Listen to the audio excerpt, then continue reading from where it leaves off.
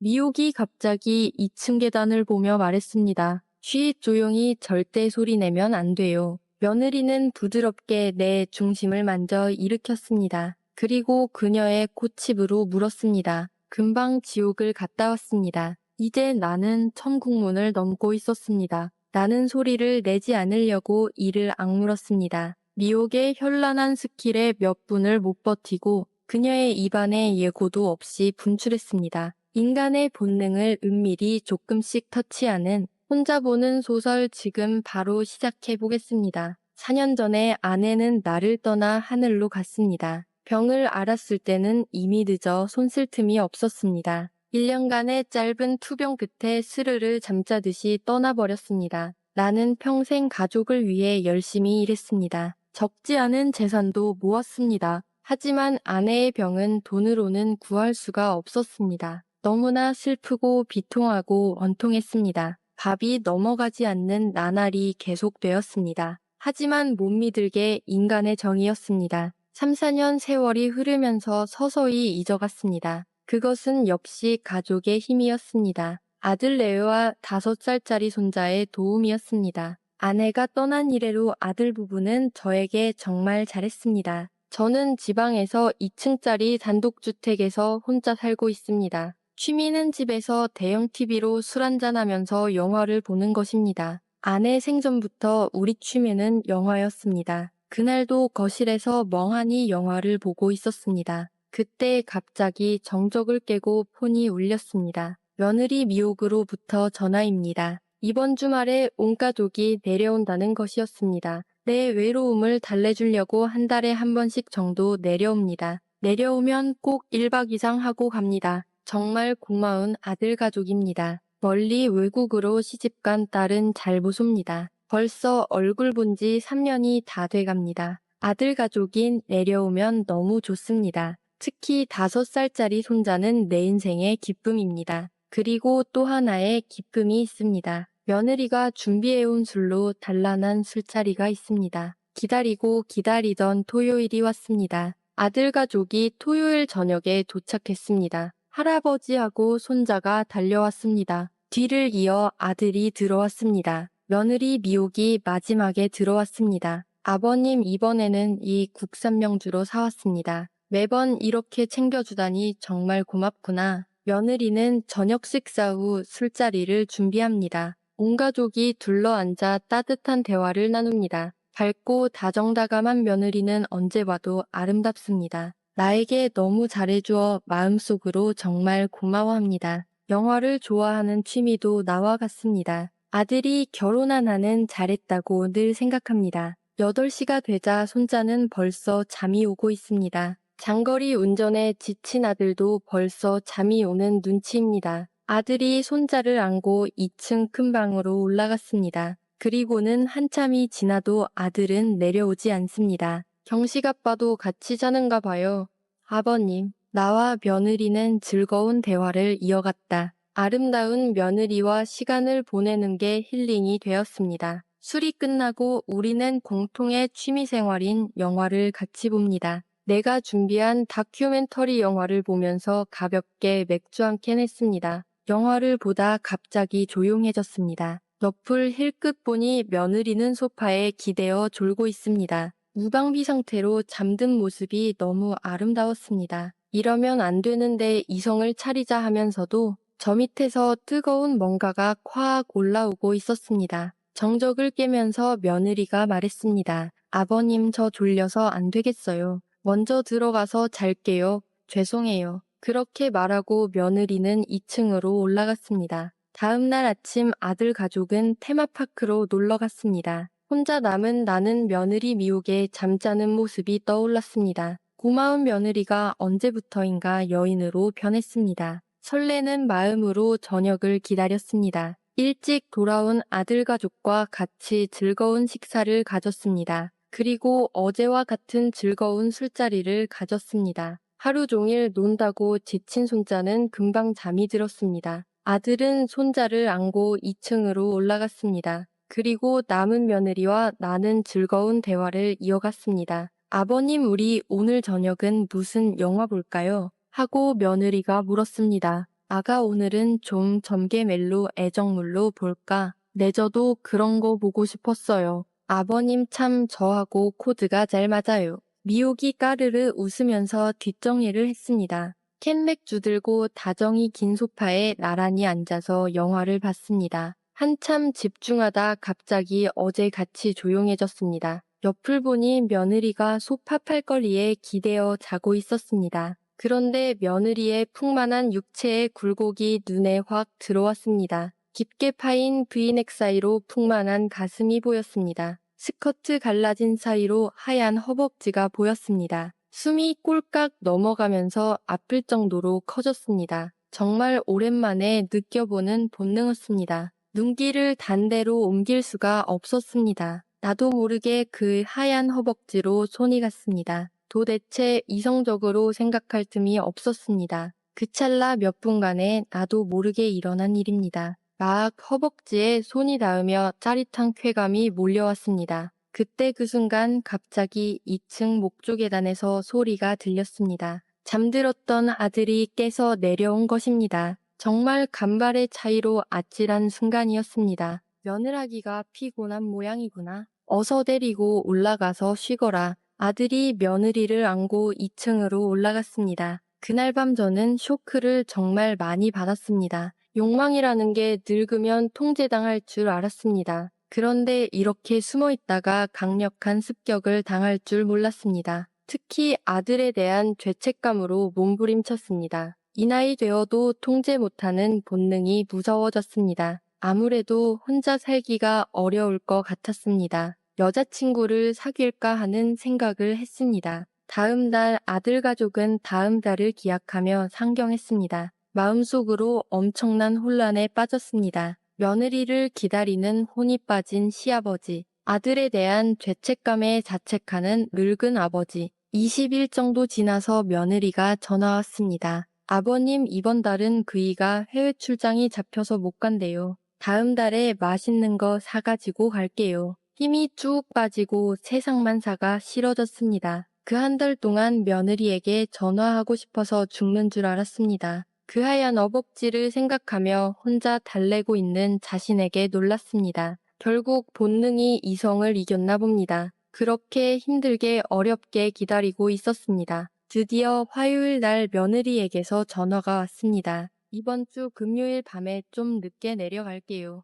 그래 너 좋아하는 것 많이 준비해 놓을게. 아니 아버님 꼭 저를 기다리시는 것 같아요. 속내를 들킨 것 같아 말을 못하고 더듬거렸습니다. 며느리 미옥이 킥킥킥 하고 웃었습니다. 아들 가족은 금요일 밤늦게 도착했습니다. 그 다음 날 우리 4명은 공원에도 가고 쇼핑몰에도 갔습니다. 하루를 정말 신나고 재미나게 보냈습니다. 저녁은 며느리가 좋아하는 한우갈비로 제가 한턱 냈습니다. 집에 돌아와서 와인과 과일로 술상을 차렸습니다. 가족끼리 쌓였던 즐거운 대화를 나눴습니다. 아들과 손자가 벌써 잠이 오는 듯 했습니다. 나는 오랜만에 아버님하고 재미난 영화 볼 거야. 당신은 경식이 데리고 먼저 올라가 하고 며느리 미옥이 말했습니다. 피곤한 하루를 보낸 아들이 손자를 안고 2층으로 갔습니다. 아버님 우리 오늘은 무슨 영화 볼 거야? 하고 스스럼 없이 친구같이 미옥이 말했습니다. 중년 남자와 젊은 여인의 멜로 애정 영화를 틀었습니다. 아니 아버님 이거 민망한 영화 아니야. 하고 킥킥거리며 미옥이 말했습니다. 아니야 이거 순정 멜로물이야. 당황한 목소리로 내가 답했습니다. 우리 아버님 보기보다 엉큼하시네요. 장난스러운 대화를 나누다가 영화에 집중을 했습니다. 갑자기 며느리 쪽이 또 조용해졌습니다. 미옥이 벌써 소파 팔걸이에 머리를 기대고 졸고 있었습니다. 이전보다 훨씬 매혹적인 모습이었습니다. 스커트 사이로 하얗고 풍만한 허벅지가 보였습니다. 브이넥 사이로 봉긋하게 솟은 가슴이 눈에 확 들어왔습니다. TV 볼륨을 살짝 높였습니다. 긴 타올을 들고 옆으로 슬슬 미옥에게 접근했습니다. 그리고 며느리 앞에 무릎을 꿇고 앉았습니다. 잠이 깰까 무서워서 가만히 손을 대었습니다. 그리고 대담하게 그 아름다운 입술에 살짝 입을 맞추었습니다. 너무나 맛있는 와인 향기가 미옥의 입술에서 풍겼습니다. 너무나 짜릿하게 흥분되었습니다. 기절할 것만 같은 순간이었습니다. 나의 중심이 너무 딱딱해져서 아플 지경이었습니다. 이래서 큰일 내겠다 싶어서 일단 한 발짝 물러섰습니다. 휴지를 준비한 다음 바지를 내렸습니다. 불타오르는 욕망을 분출하지 않고는 견딜 수가 없었습니다. 너무 흥분해서 더는 참을 수가 없었습니다. 그동안 혼자 하던 행위를 이제 눈앞에 미혹을 두고 했습니다. 그때 갑자기 눈앞에 미혹이 눈을 떴습니다. 저는 너무 놀라서 멍하니 경직되어 버렸습니다. 바로 며느리의 눈앞에서 벌어진 일이었습니다. 아니, 아니, 바지를 올릴 생각도 못했습니다. 변명도 못하고 머릿속이 하얘지는 순간이었습니다. 미혹도 너무 놀랐는지 입만 아하고 벌리고 있었습니다. 그런 엄청난 순간이 몇 분 지났습니다. 급히 정신없이 바지를 추스렸습니다. 떠듬떠듬 거의 울먹이듯이 변명했습니다. 아가 너무 미안 죄송. 아내가 떠난 지 너무 오래돼서 너무 많이 쌓였어. 그래서 나도 모르게 미안. 큰일 났다 싶으면서 머릿속이 하얘졌습니다. 변태 영감탱이, 변태 시아버지. 늙은이 인생 완전히 망가졌구나. 이 일을 어떻게 수습해야 하나. 머리를 쥐구멍에 쳐박고 싶은 순간. 그런데 갑자기 킥킥하고 소리가 들렸습니다. 그렇게 쌓였어. 우리 아버님. 어떡하나 불쌍한 우리 아버님. 성인 공자인 줄 알았는데 역시 남자였네요. 이쪽으로 돌려봐요. 며느리가 웃으면서 엉커주춤 돌려서 있는 내 앞에 앉았습니다. 오늘 한 번만 내가 풀어줄 테니까 앞으로 내 말 잘 들으실 거죠. 그러면서 내 바지에 손을 대었습니다. 약속할 거죠. 내 말 잘 듣는 거. 지옥문까지 갔다 온 나는 정신없이 답했습니다. 그럼 네 말이라면 뭐든지 들을게. 미옥이 갑자기 2층 계단을 보며 말했습니다. 조용히 절대 소리내면 안 돼요. 며느리는 부드럽게 내 중심을 만져 일으켰습니다. 그리고 그녀의 콧집으로 물었습니다. 금방 지옥에 갔다 왔습니다. 나는 이제 천국문을 넘고 있었습니다. 나는 소리를 내지 않으려고 이를 악물었습니다. 능숙한 미혹의 스킬에 불과 몇 분을 못 버텼습니다. 그녀의 입안에 예고도 없이 분출했습니다. 갑작스러운 분출에 놀란 그녀는 약간 화난 표정을 지었습니다. 뭐야, 아버님 신호도 없이 또 한 번 찍혔어. 벌점 10점 추가. 미안 무슨 벌이든지 받을게. 너무 고마워서 감격에 겨워 말했습니다. 그리고 그녀와의 2차전이 시작되었습니다. 이제는 그녀가 소리를 내지 않으려고 입을 악물었습니다. 다음을 기약받기 위해 하다 죽어도 좋다는 각오로 나는 결사적이고 끈질기게 그녀를 공략했습니다. 마님을 행복하게 해드리기 위한 돌쇠의 돌진. 입을 악문 연속된 돌진이었습니다. 드디어 며느리가 환희에 가득 찬 속삭임으로 나의 노력에 답해 주었습니다. 너무 행복하고 상쾌한 시간이었습니다. 우리는 더 하고 싶었으나 불안해서 할 수가 없었습니다. 그날 밤 너무 후련하고 행복하게 잤습니다. 그 다음날 느지막이 온 가족이 일어났습니다. 늦은 아침을 먹고 서울로 가기 위해 출발 준비를 했습니다. 아들이 손자를 차에 태우고 운전석에 앉았습니다. 뒤늦게 며느리가 현관문을 나가면서 귓가에 속삭였습니다. 자기야, 어제 너무 좋았어. 내가 시간 내서 전화하면 바로 서울로 올라와. 집 근처 적당한 곳에서 마음 편히. 히히히. 내빠님. 어머, 우리 둘째 너무 귀여워. 차 안에서 며느리 미옥이 내다보며 다소곳이 말했습니다. 아버님 다음 달에 올게요. 그동안 몸 관리 잘하세요. 몸에 좋은 거 많이 드시고요. 하하하. 너무 행복해요. 세상은 살만한 거 끝까지 읽어주셔서 감사합니다. 구독과 좋아요 꼭 좀 부탁드립니다. 다음 주 불금에는 더 짜릿한 혼자 보는 소설로 구독자분들을 찾아오겠습니다. 오늘의 사연 시작합니다. 안녕하세요. 대학교 졸업 후 어머님이 하시는 분식집에서 아르바이트를 하고 있는 20대 중반 여성입니다.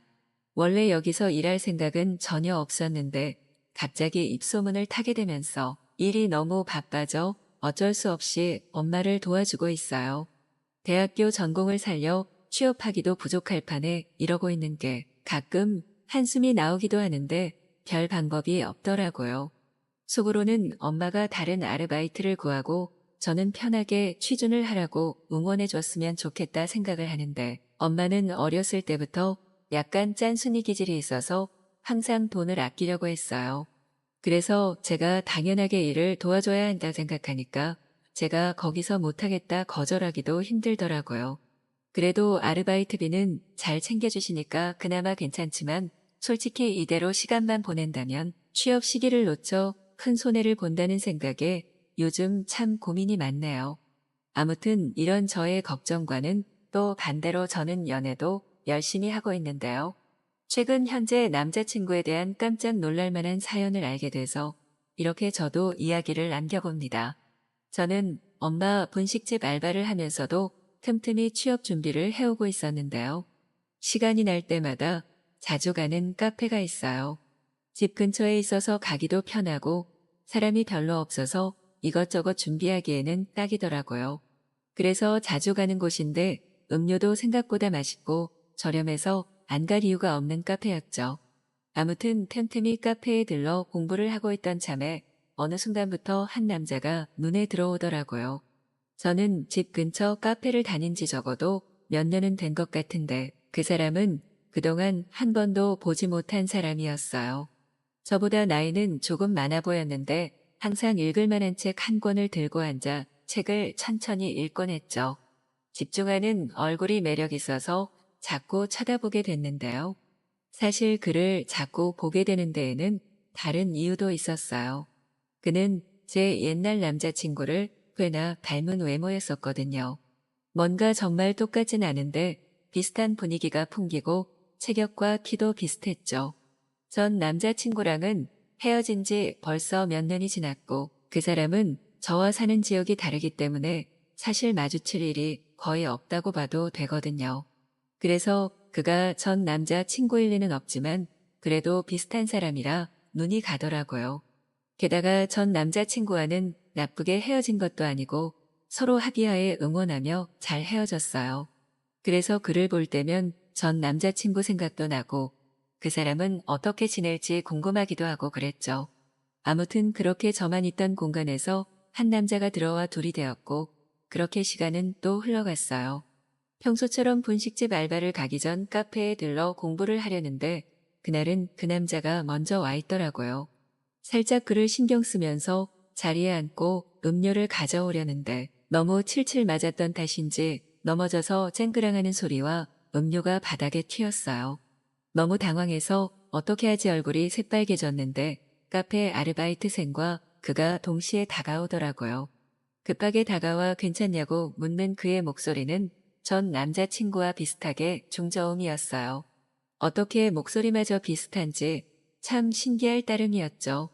아무튼 약간 얼떨떨한 상황에서 저는 도움을 받아 금방 민폐 끼친 걸 복구할 수 있었고 카페 아르바이트생분한테도 감사 인사를 드리고 그한테도 가까이 다가갔어요. 도와주셔서 감사하다고 디저트라도 사겠다고 말했죠.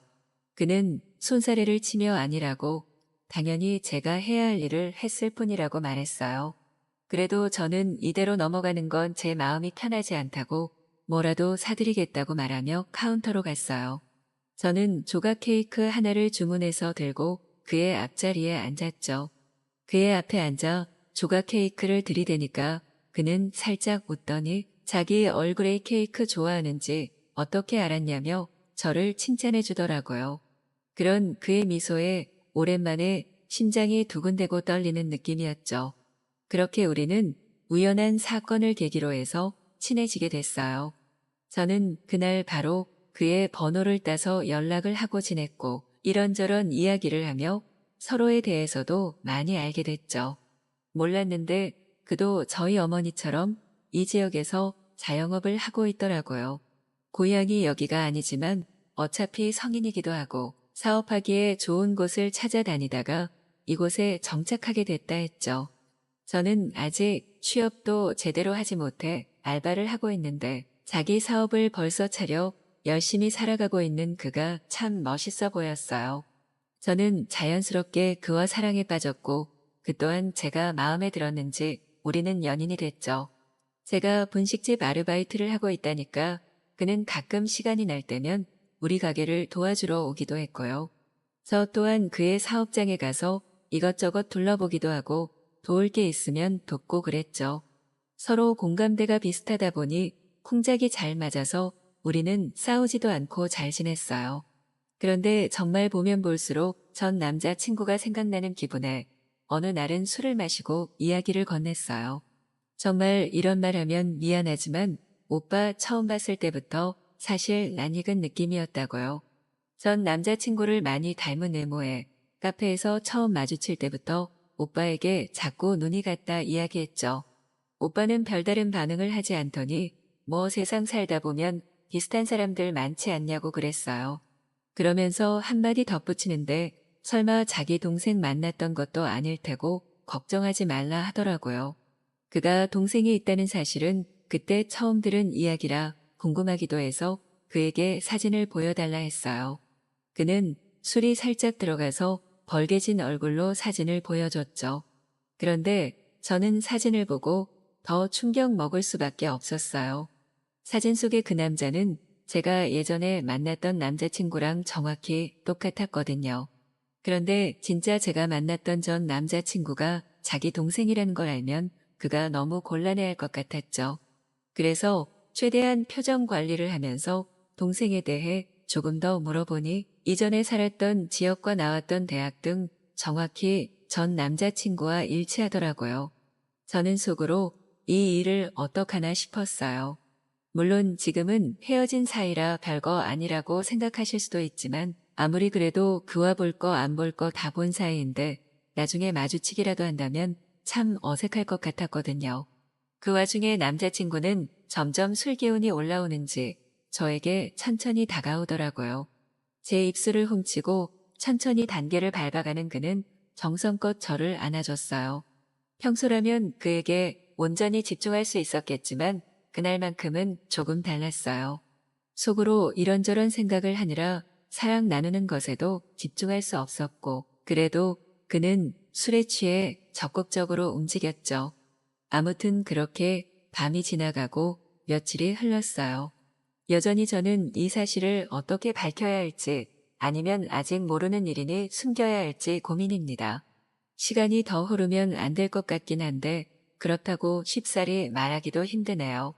남자친구는 제 전 남자친구가 자기 동생일 거라는 우연은 없을 거라고 철석같이 믿고 있는데 도대체 어떻게 해야 할까요? 요즘 참 머리가 아프네요. 전 어떻게 해야 할까요?